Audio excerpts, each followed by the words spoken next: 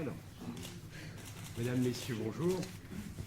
Nous sommes très fiers, très honorés d'avoir un fils de notre terre, Florian Philippot, qui est né ici, qui a fait ses études ici et qui est, je crois, un éminent représentant de ce que notre terre peut porter de plus excellent. Il est aujourd'hui vice-président du Front National. Il nous fait l'honneur de participer à cette galette et de présenter nos candidats de la métropole lilloise, qui sont au nombre de 18. Deux, malheureusement, n'ont pas pu nous rejoindre parce qu'ils étaient souffrants. Je voudrais commencer, honneur aux dames, par Véronique. Véronique Descamps, qui sera candidate à Villeneuve-d'Ascq.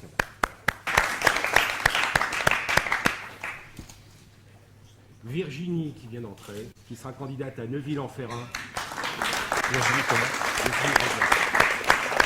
Alors Virginie est en train de réaliser, je crois, un exploit, puisqu'elle est dans une ville où le Front National avait fait plus de 49% aux dernières élections. Et elle est quasiment à boucler sa liste, avec un maire sortant qui ne se représentera pas compte tenu de son bilan, et par conséquent on fonde de légitimes espoirs à Neuville-en-Ferrain en espérant qu'elle sera maire très bientôt de cette ville. Thérèse de Saffre à Ronchin.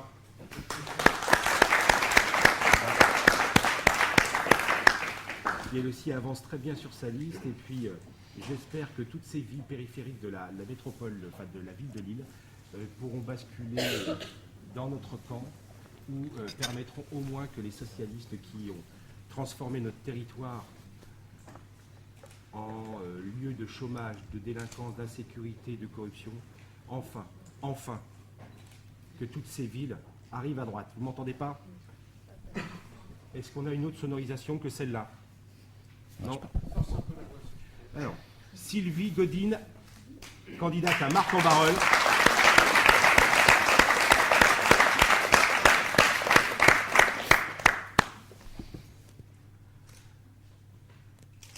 Alexis Salmon, juste à côté ici, à Vignoble, à Wascal, contre M.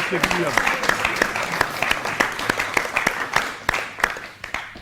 Monsieur Vignoble, je pense, incarne à lui tout seul le deal qui a été fait entre le PS et l'UMP depuis 35 ans dans la métropole lilloise, c'est-à-dire qu'on se partage les places, on se partage les marchés, et rien ne doit bouger, au grand détriment des habitants de ce territoire, au grand détriment de son économie et de sa sécurité. Donc j'espère qu'Alexis, tu sauras bouter M. Vignoble hors de sa mairie.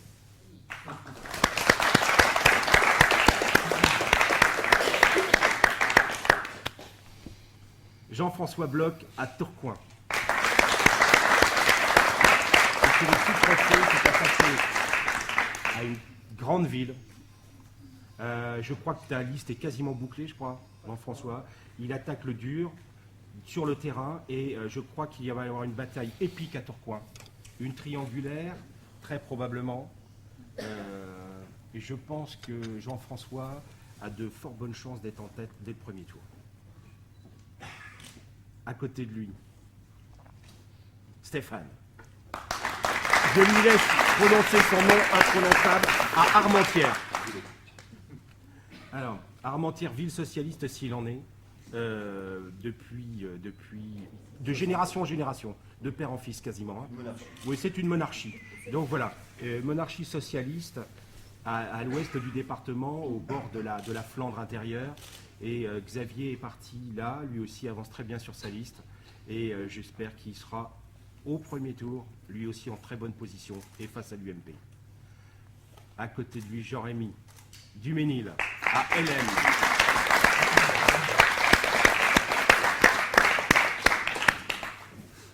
Donc c'est une ville associée de Lille, et ils viennent comme les piliers, avec Nathalie Axe, comme les piliers de la ville de Lille, pour venir nous permettre de faire le meilleur score possible sur Lille. Dominique Després, derrière, à Seclin, dernière ville communiste.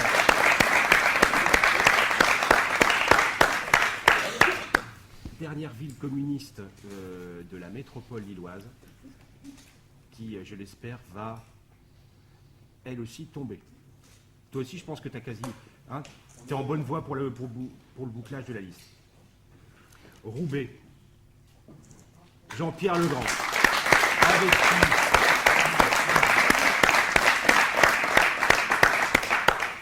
C'est un ancien chef d'entreprise, un éditeur, qui a eu une grande activité aussi dans son syndicat professionnel. Il a été à l'origine de la création de nombreuses sociétés, de formation, de cadres et de dirigeants d'entreprise. Un pari compliqué, Roubaix, mais je suis convaincu, compte tenu du cœur et de l'intelligence que Jean-Pierre sait mettre dans son activité, que dans le brouhaha roubaisien, dans le rejet de la classe politique roubaisienne et en particulier socialiste, Jean-Pierre va faire un score excellent et il surprendra une nouvelle fois les journalistes et la classe politique locale.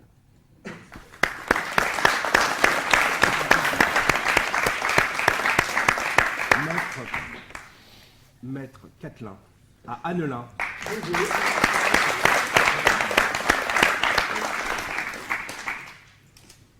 Alors, Monsieur Marcy. Monsieur Marcy, à Provins. Voilà, c'est la plus petite commune que l'on est, où l'on présentera une liste, et qui est en bonne voie d'ailleurs, avec un score très très important aux dernières élections.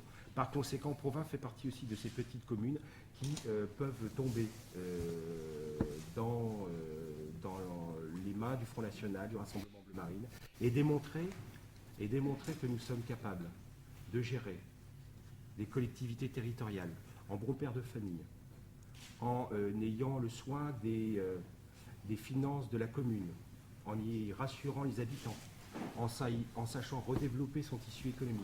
Bref, ce que tous les citoyens attendent de l'action des hommes et des femmes politiques de ce pays depuis 40 ans. La déception est immense, l'espoir est très grand, et j'espère que chacun d'entre vous saura participer le mieux possible à cette bataille et conduira nos listes le plus haut possible. On doit gagner cette bataille parce que c'est celle qui va fonder les futures présidentielles qui sont à la suite. Vous êtes l'armée avancée de notre mouvement, vous devez être irréprochable, vous devez être excellent, vous devez mordre sur le terrain, vous devez convaincre nos concitoyens que nous avons des solutions, que nous sommes l'espérance de ce pays et de ce mouvement. Voilà, Florian, je te laisse la parole. Ah oui. Et le candidat de Lille, Éric Dilly.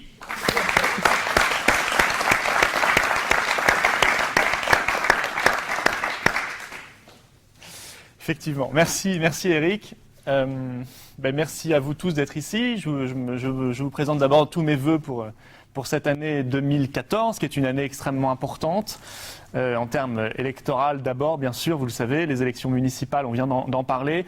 Je tire mon chapeau évidemment à nos 18 têtes de liste de la métropole lilloise. Ça me fait particulièrement plaisir d'être ici parce que je suis effectivement moi-même un enfant de la métropole lilloise. J'y ai passé mon enfance, mon adolescence et j'y reviens très régulièrement. Et donc je suis très heureux d'être avec vous aujourd'hui pour cette présentation des têtes de liste et pour partager ce repas, cette galette des rois, qui, je n'en doute pas, sera pleine d'espérance et de convivialité. Alors, c'est vrai qu'on sent qu'il y a une dynamique très forte. On le sent partout en France, on le sent notamment ici, dans cette terre du Nord. Et moi, je pense véritablement avec vous, quand je vois ce qui se passe, quand je vois les retours de terrain, je me dis que la métropole lilloise est en train de virer Bleu Marine. Et que la métropole lilloise soit en train de virer Bleu Marine, c'est un événement. Parce qu'effectivement, comme le disait Éric, depuis des années, des décennies, c'était une terre d'abord socialiste, et puis une terre de collusion et de partage des rôles, à toi ça, à moi ça, entre le RPR puis l'UMP et le parti socialiste. On le voit bien à Lille, où ça a toujours été le petit jeu entre la droite et la gauche. Eh bien écoutez, je crois qu'il y a un nouvel acteur, un acteur qui est en train de bousculer ce vieux schéma dépassé dont les Français ne veulent plus, un schéma de désespérance, un schéma de continuité permanente. Et aujourd'hui, nous incarnons incarnons en France et ici particulièrement, c'est la seule force d'espérance dans la vie politique française. Il ne faut pas se le cacher. S'il y a aujourd'hui une seule force qui est capable d'attirer de nouveaux militants, de nouveaux adhérents, de nouveaux électeurs, c'est bien le Front National, le Rassemblement Bleu Marine, c'est bien la force patriote que nous incarnons. La meilleure preuve, c'est que dans les élections partielles qui se sont tenues en 2013, il n'y a pas si longtemps, cantonales et législatives, nous étions les seuls à être capables de remettre les abstentionnistes aux urnes. Et en cela, c'est déjà suffisamment important, essentiel, pour que nous soyons heureux d'être engagés politiquement pour un mouvement qui est capable de produire un tel exploit. Alors, oui, je vois la dynamique, je constate que nous avons 18 têtes de liste investies dans la métropole lilloise, alors que nous n'avions que 2 listes en 2008, aux dernières élections municipales. C'est du x9. Donc je pense qu'il n'y a pas beaucoup de mouvements politiques qui peuvent afficher du x9. Eh bien, c'est notre cas. Et je ne parle pas des scores qui seront très au-dessus et très supérieurs à ce que nous avons réalisé en 2008 ou même les années et les élections précédentes. Et c'est le cas partout en France, puisque nous battrons dans tout le pays le nombre record de listes présentées par le Front National, Rassemblement Bleu Marine, à des élections municipales, plusieurs centaines de listes et des centaines, voire des milliers de conseillers municipaux et des mairies. J'espère qu'il y en aura aussi dans la métropole lilloise. Je suis optimiste. Alors si je viens ici, c'est aussi parce que j'ai ma casquette de vice-président du Front National, stratégie et communication. Et vous savez que l'actualité nationale est riche et qu'on en parle aussi dans les élections municipales. Les électeurs vous en parlent. Il y a à la tête du pays un gouvernement dont le moins qu'on puisse dire, c'est qu'il a déçu. En tout cas, il a déçu ceux qui en attendaient quelque chose. On n'était peut-être pas très nombreux à en entendre quelque chose, pas nous en tout cas, mais c'est vrai qu'il est aujourd'hui dans une situation extrêmement difficile. Moi, je crois qu'on vient de vivre une semaine politique intéressante. D'abord parce que, pour une fois, on est revenu sur des sujets de fond. Vous savez que le Front National a fixé comme objectif pour 2014, et Marine Le Pen l'a dit lors de ses vœux à la presse tout début janvier, nous ferons de 2014 l'année de la vraie vie. L'année de la vraie vie, ça veut dire quoi ? Ça veut dire qu'on sort d'une année 2013 où on a joué à saute-mouton de sujet de diversion en sujet de diversion. Il y a eu les sujets sociétaux, on a beaucoup parlé de Leonarda, on a parlé de la prostitution, on a parlé des salles de shoot, on a parlé des états d'âme de Mme Taubira, on a parlé d'une quenelle, d'un humoriste. On continue en ce début d'année avec les affaires de cœur du président de la République. Mais c'est vrai que ce n'est pas ça qui intéresse les Français. Et si nous incarnons, nous, aujourd'hui, le seul parti de la vraie vie, c'est que nous n'accepterons pas d'entrer dans ces stratégies de communication et ces stratégies de diversion permanente. Nous parlerons de ce qui intéresse nos compatriotes, de leurs préoccupations pour leur apporter des solutions. C'est-à-dire l'emploi, c'est-à-dire le pouvoir d'achat, c'est-à-dire les petites retraites, c'est-à-dire la sécurité, c'est-à-dire l'immigration, c'est-à-dire le communautarisme, c'est-à-dire l'Europe, c'est-à-dire tout ce qui, aujourd'hui, intéresse nos compatriotes, leur école, leur santé. Bref, la vraie vie. Et c'est vrai que cette semaine, au moins politiquement, a été un peu plus intéressante que les semaines précédentes parce qu'on a parlé de sujets de fond et qu'elle a dévoilé la collusion totale entre l'UMP et le Parti socialiste. Elle l'a dévoilé à plusieurs reprises. Et d'ailleurs, on voit qu'aujourd'hui, et particulièrement en sortant de cette semaine, l'UMP est très embarrassée parce que l'UMP n'a plus rien à dire face à la politique de François Hollande. Je prends un seul exemple, j'en prendrai deux, excusez-moi. La conférence de presse du président de la République, très longue conférence de presse, devant 500 ou 600 journalistes, donc mardi dernier. Il en ressort qu'au mot près, un Nicolas Sarkozy ou un Jean-François Copé ou un François Fillon auraient pu tenir strictement le même discours, au mot près.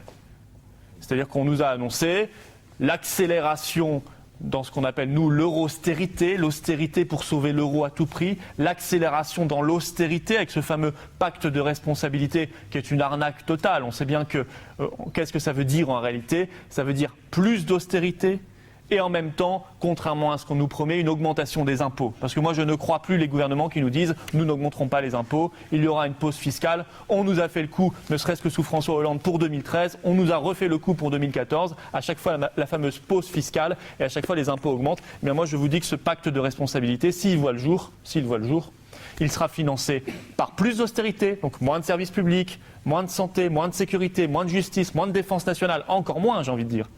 Et en même temps, une augmentation de la CSG. C'est écrit dans le rapport Gallois, ça sera financé par une augmentation de la CSG qui pèsera sur les salariés et qui pèsera aussi sur les retraités.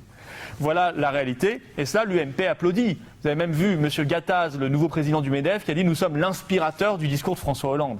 Quand le MEDEF dit « nous sommes l'inspirateur du discours d'un président socialiste », je crois que la boucle est bouclée. Et c'est très bon. parce que la politique ne change pas sur le fond, mais au moins les masques tombent. Et la collusion entre le parti unique UMPS apparaît au grand jour. Deuxième signe de cette collusion, c'est le projet de landerisation de la France. Vous savez, des grandes baronnies régionales qui verraient le jour, très coûteuses, parce qu'on imagine que les grands barons voudront en montrer, voudront en faire voir, voudront démontrer qu'ils sont les plus puissants. Et à chaque fois que nous sommes allés plus loin dans la décentralisation, à chaque fois ça a coûté plus cher, parce qu'il y a eu des doublons, parce qu'il y a eu de la complexité, parce qu'il y a eu de la volonté de faire de la communication et de dépenser plus. C'est un projet dangereux pour l'unité nationale. C'est un projet dangereux pour l'indivisibilité de la République. Et s'il ne doit y avoir qu'un seul parti qui défend l'unité nationale, ce sera nous. Parce que ce projet-là, il vise bien évidemment à découper la France en grandes régions sur le modèle allemand. Cette fascination pour le modèle allemand commence à devenir très étrange et très insupportable de la part des élites françaises. Elle nous rappelle d'autres époques. Et cette fascination pour le modèle allemand se traduira par une landerisation de la France qui n'est pas le modèle français, qui est très dangereux pour l'unité nationale et qui, bien sûr, recueille l'assentiment aussi de l'UMP. Vous avez vu que l'UMP a applaudi également parce que c'est leur projet et que ça prépare l'Europe des régions. On sait bien que l'Europe, Bruxelles veut discuter, l'Union européenne veut discuter directement avec les régions pour squeezer, pour éviter l'échelon de l'État-nation, l'échelon national, parce que la finalité de ce projet européen, on le sait tous depuis longtemps ici, c'est la disparition des nations. C'est un projet furieusement antinational. Eh bien, nous nous battrons pour l'État-nation et nous disons qu'il faut des conseils régionaux, au contraire, allégés. Le Front National, vous savez, propose depuis des années que ce soit les premiers élus départementaux qui forment un conseil régional pour qu'il n'y ait pas d'élus en plus. On n'a pas besoin d'élus en plus, que ce soit une instance simplement de coordination entre les départements et qu'on supprime par exemple le conseil économique et social régional dans toutes les régions qui coûte extrêmement cher, qu'on le supprime d'ailleurs aussi au niveau national, comme Marine Le Pen a proposé de réfléchir à la suppression du Sénat. Il vaut mieux une seule assemblée vraiment démocratique, élue à la proportionnelle, qui retrouve ses prérogatives par rapport à Bruxelles, plutôt que deux assemblées fantoches qui n'ont pas beaucoup de pouvoir, qui coûtent horriblement cher, puisque le Sénat, vous le savez, coûte plusieurs centaines de millions d'euros par an. Voilà ce que nous proposons, voilà les combats que nous allons mener, mais c'est vrai que ça a permis aussi de dévoiler la collusion entre l'UMP et le PS. Là aussi, ils sont d'accord. Et troisième point d'accord cette semaine entre l'UMP et le PS, bien, écoutez, c'était sous forme de révélation hier, ça a fait beaucoup parler d'ailleurs dans leur propre rang, le soutien apporté à François Bayrou à Pau. Voilà, François Bayrou, dont je rappelle qu'il a appelé expressément, violemment, à voter François Hollande à l'élection présidentielle. Et aujourd'hui, l'UMP le soutient aux élections municipales. Ben, écoutez, je crois que tout est dit. Quand on a vu ça, une fois qu'on a vu ça, qu'on ne nous fasse plus croire qu'il y a un débat projet contre projet, stratégie contre stratégie entre l'UMP et le PS, tout cela est évidemment faux. C'est aujourd'hui le parti unique. Je crois que Marine Le Pen a raison. Elle propose d'ailleurs de le rebaptiser ROM, Rassemblement des organisations mondialistes. Elle a pas mal raison.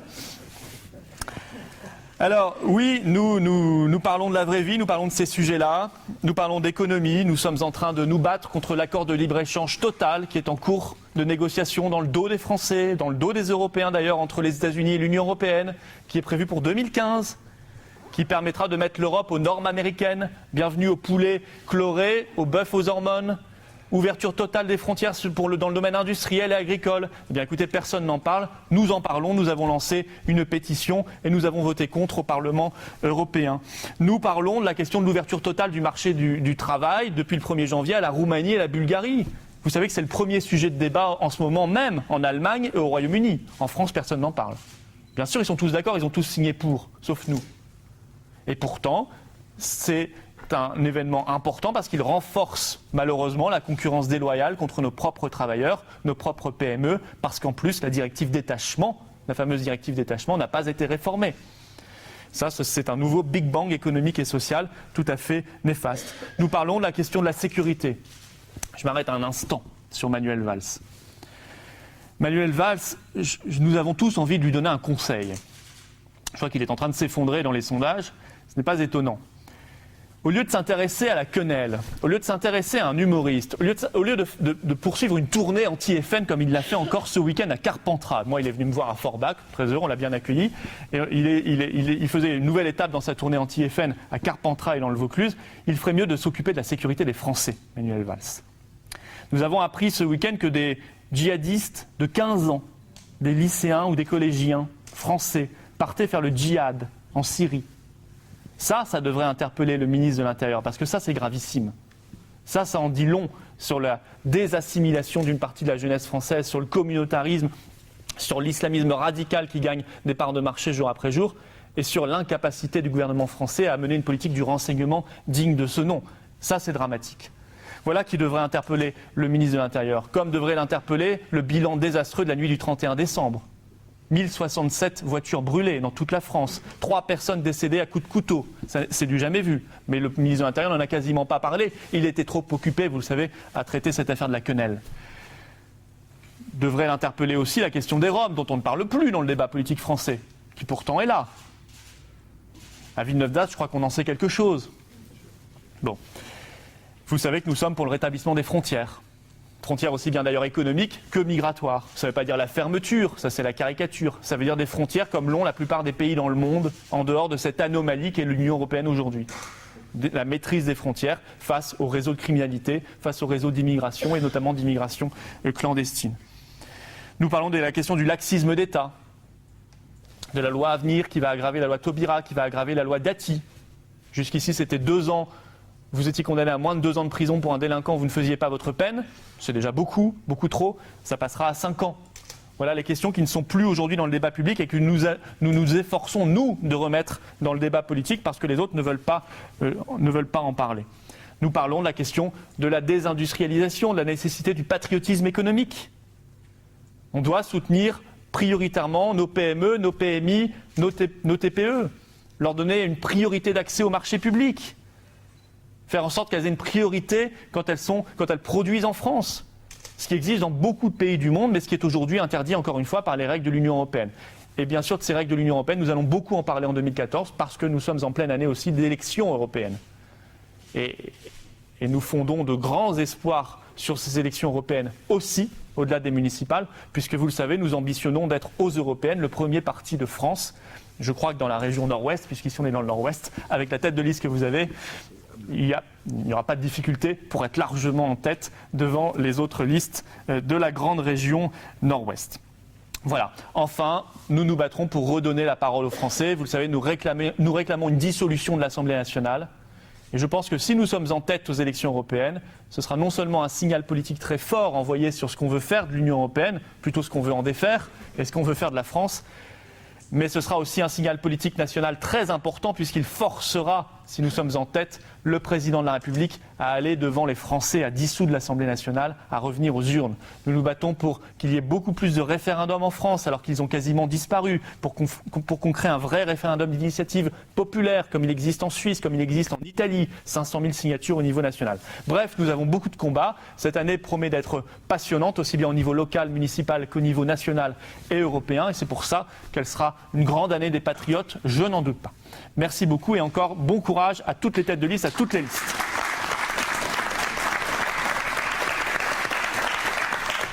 Et mesdames et messieurs les journalistes, nous sommes à votre disposition pour d'éventuelles questions. Bonjour, Florent Moreau, journaliste à la Voix du Nord.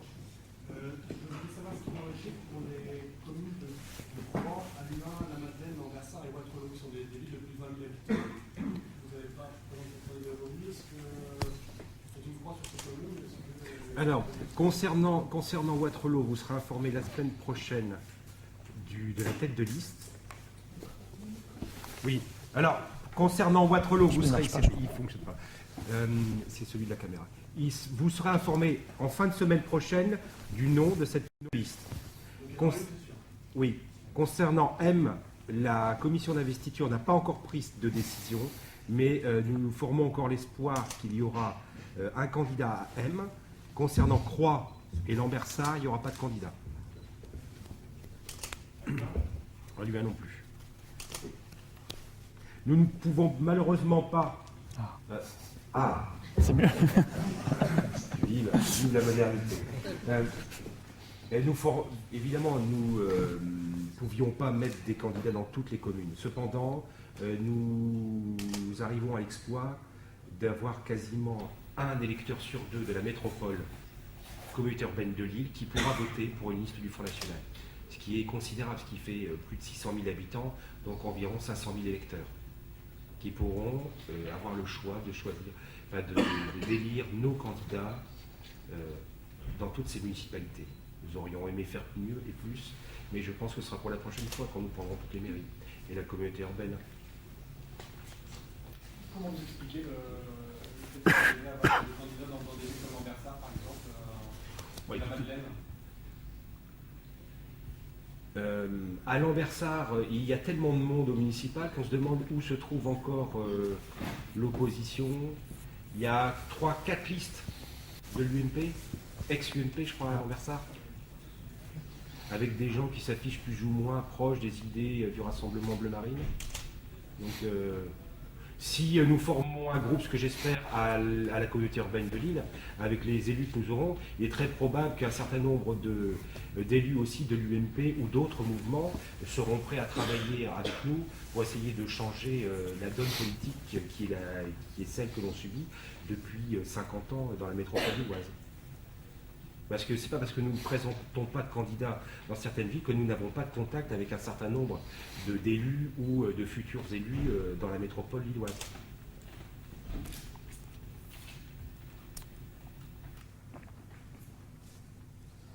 Il y a d'autres questions? Non. Écoutez, merci beaucoup. Je pense qu'il y avait...